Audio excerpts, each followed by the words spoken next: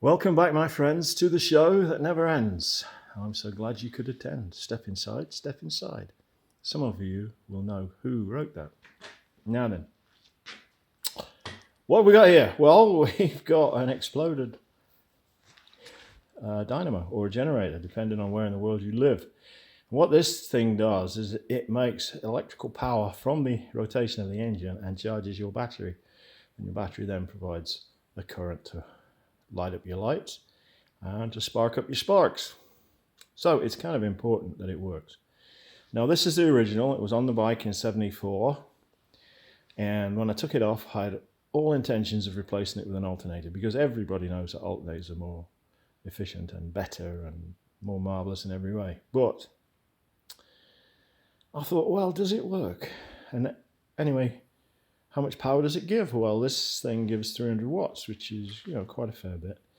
And the alternator that is recommended to go on these bikes only gives 400 watts. So, yeah, maybe this will work. I don't know. Maybe if we put a new voltage regulator on it, we can use this. So I spun it by hand, and I didn't like the sound it made. So I thought, right, let's strip the thing down and see what we got. Now, if you've never seen one of these before, they're fairly simple, really. Everybody wants to pack them off to an electrical shop, and usually they do a good job, but I've had a bad experience with electrical shops recently. Not here, but elsewhere. And so I thought, I like to do them myself, and then I really know what's wrong with them. So let's see what we got. Well, first of all, that's the body, and on this end of the body, there's a plate which holds in the rotor, and then this piece, which is a fan to cool the whole thing, and a pulley on the back. You just see the pulley there, and that's driven by a belt from the crankshaft of the engine. These long bolts, they go through here, right the way through, and they hold all the gizmo together, and they hook up to this other end plate, which carries the working parts of it. So, holding it all together, we've got a bearing here. You can hear the noise it makes. Don't like the sound of that. That's going to get replaced. These things spin pretty fast and they need to be good. Equally, there's another bearing at the other end. It's not in there, it's on here. And that feels really good. Spins nicely, and I can feel the grease inside. So that's going to stay. Okay, so is this thing going to work? Well, initially no. And the reasons were because these brushes here were jammed. They were jammed in there solid. So a little bit of squirt with a solvent, contact cleaner, carburetor cleaner, whatever you've got. Take them out. Give them a good old wipe. Don't put emery on them. Just give them a good wipe with a coarse cloth, put them back in, and everything's good to go. They've got lots of meat on them left, so they'll last for a while. Okay, what else to check? Well, when you produce electricity, you have to pass a coil through a magnetic field, or vice versa. Now, a dynamo turns the coils through a magnetic field, an alternator is the other way. The magnets go through the coils, or turn it in the vicinity of the coils, and produce electricity that way. But that doesn't really matter. So first things we've got to do is we've got to make sure that this thing works. Now this was as black as midnight, so what I did was I cleaned it all off. Again, got some solvent, some 1000 grit emery, and just very gently rubbed it back to the copper. This is called a split ring commutator. And once I got it back there, I cleaned it off again with a rag, and then washed it a few times with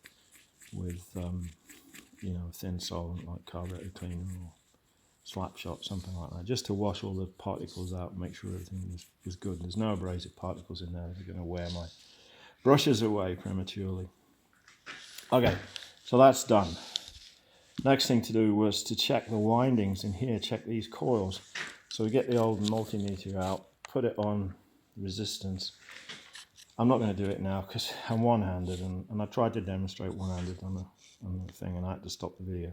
So anyway, we go from here, because this is connected to a series of coils in here. We go from here to here, and we check them all, and we look for a resistance.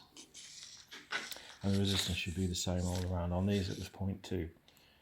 So we know that the coil circuits are good. They're complete circuits. They're showing resistance. Now if we go from here to here, which is ground,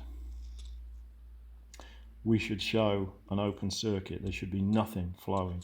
So there should be no, if there's no break in here, we get nothing showing in the way of, you know, we won't get a reading on our ohm meter. Okay, if we get a reading, then we know that current is flowing from here to ground, and that is not good. That means that one of these coils is buggered. So this thing would have to be rewound. But it's not, everything's good. Okay, so we know that's good. We've cleaned off our commutator. Well, what the commutator does is it takes the AC that's produced here and it chops it into the DC by switching off the circuit that is in these coils. So it's timed in such a way that, you know, instead of getting AC like that, you get DC. Doop, doop, doop, doop, doop. Just the top of the sine wave, if you know what I mean. Anyway, I don't want to get too much into the theory of it, but that's what it does. That chops the AC into DC, and then the power comes out of here, goes to a regulator, which regulates the voltage, and then from the regulator, you get your 14.4 or whatever voltage it is, goes to charge your battery. Now then, the other part of this is the magnetic field in here, the magnets. Now some of them have solid magnets in here. There's just 2 magnets bolted in with these.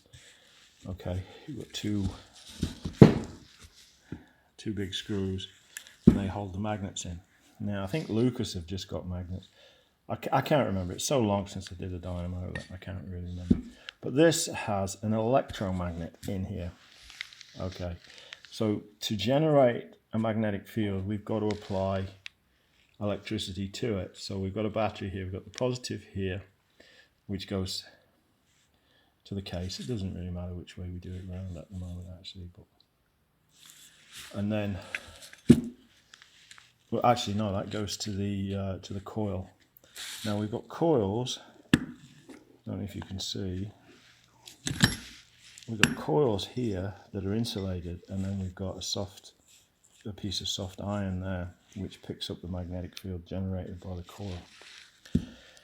So when we apply a current to a voltage to it like that, you can see we've got voltage, then we're going to get a magnetic field generated in here. Now I've got my magnetometer, whatever the freaking hell it's called. Now can I do this one-handed? Anyway, when I put this on, I'm going to get a magnetic field generated, and it's going to pull the screwdriver over. You see it pulling the screwdriver over? Okay, so we know that these work because we've applied voltage to them, and we've got a magnetic field generated in there. That magnetic field will generate electricity in here. So we know that this thing is going to work. Haven't got any fancy gadgets to measure the strength of the magnets, and I don't know what the resistance should be, but as it's consistent all the way around, I'm figuring it's okay.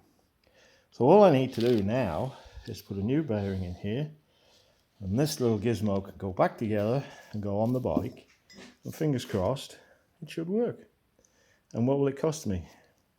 Price of a bearing, I don't know what they are, less than 10 bucks I bet. Otherwise it would have been close to 200 bucks for an alternator. So there we go. You live, you learn, and hopefully you learn something from it. I don't know. Anyway, it's New Year's Eve. Wish you all the best for 2024. Look after yourselves, take care of one another, and keep the rubber side down in 24 and have fun. Bye for now.